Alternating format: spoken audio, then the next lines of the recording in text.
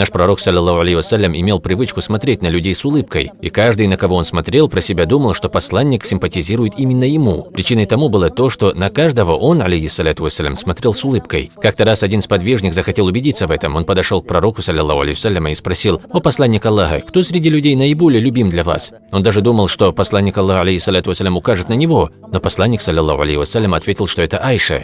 Тогда мужчина поправил его: «Нет, я имею в виду среди мужчин». И посланник, алейхиссаляту вассалям, сказал: «Его отец Абу Бакр». Сподвижник тут же прекратил расспрашивать, потому что он испугался, что посланник, саллаллаху алейхи вассалям, может перечислить всех и не дойти до его имени. Из этого хадиса очевидно, что пророк, саллаллаху алейхи вассалям, не скрывал свою любовь к Айше от сподвижников. Возможно, это даже хорошо – показывать любовь к супруге перед людьми. В этом отношении мы, кыргызы, очень сдержанны. Мы не умеем открыто заявлять о своих чувствах и выражаем их противоположным образом, через обиды, капризы и грубость. А наши вторые половинки могут расценивать эту грубость в негативном смысле и в итоге обижаются и уходят от нас.